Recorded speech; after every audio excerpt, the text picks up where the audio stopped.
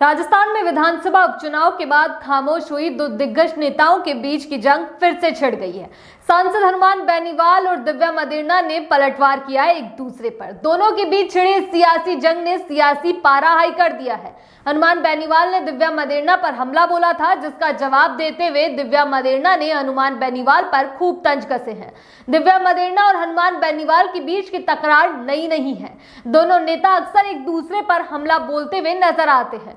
हनुमान बेनीवाल दिव्या मदेरणा पर तंज कसने का कोई भी मौका नहीं छोड़ते। दोनों ही नेता अक्सर एक दूसरे को जिक्र जरूर करते हैं और एक दूसरे पर निशाना साधते हैं। विधानसभा उपचुनाव के बाद दोनों ही नेताओं की बयानबाजी मानो शांत हो गई थी, लेकिन अब एक बार फिर से दोनों के बीच सियासी जंग छिड़ गई है। दिव्या मदेरणा ने हनुमान बेनीवाल पर पलटवार करते हुए कहा कि जिस व्यक्ति ने खिंवसर को अभेद किला घोषित कर रखा था वह पूरी तरह से ढह गया है। उसके लिए एक एक ईंट बिखर गई है। दिव्या मदेरणा ने हनुमान बेनीवाल पर तंज कसते हुए कहा कि जो पूरी तरह से परास्त हो चुका है राजनीति में, उस व्यक्ति पर हमला बोलना मैं उचित नहीं समझती हूँ।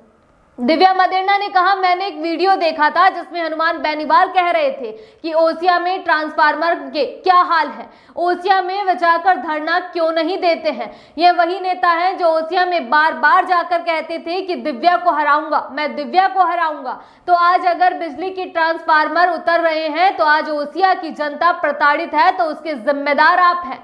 दिव्या मदेरणा ने पलटवार करते हुए कहा कि आज मैं ओसिया की विधायक होती तो ओसिया का यह मंजर नहीं होता। इससे ज्यादा मैं कुछ नहीं कहना चाहती, क्योंकि जंग के भी कुछ उसूल हुआ करते हैं। दिव्या ने कहा कि जिस तरह से सूर्यास्त के बाद बच्चों और औरतों पर प्रहार नहीं किया जाता, उसी तरह से राजनीति में भी कुछ कायदे होते हैं। दिव्या ने कहा कि महिला होने का अपना हथियार नहीं बनाऊंगी, मैं इसे अपनी मजबूरी नहीं बताऊंगी। मेरे ऊपर चाहे जितनी व्यंग व हमले कर लीजिए, क्योंकि मैं जनमानस की आशाओं के प्रतीक हूं। गांव में बैठा किसान जो ऊपर आसमान में देखकर टकटकी लगाए कर देखता है, इस धरती को जिस तरह से मैंने खेती की है वहां पर फसल लहराएगी। हनुमान बेनीवाल वीर तेजाजी की मूर्ति की प्राण प्रतिष्ठा समारोह में शामिल होने के लिए जोधपुर के सांगरिया गए थे। हनुमान बेनीवाल ने इस दौरान दिव्या मदेरणा का नाम लिए बिना ही बहुत कुछ कह डाला था। इसके साथ ही उन्होंने कहा था कि मुझे अचंभा होता है कि वे कहते हैं कि मेरे पिताजी को अशोक गहलोत ने जेल में डाल दिया था, वहीं दूसरी ओर अशोक गहलोत के बेटे के सामने ठुमके जरूर लगाते हैं। ऐसा क्यों कर रहे हैं? तो कहा जाता है कि कांग्रेस पार्टी का धर्म है। हनुमान बेनीवाल ने कहा कि हमारे नेता ऐसे हैं जो रील बनाते हैं और बयानबाजी करते हैं।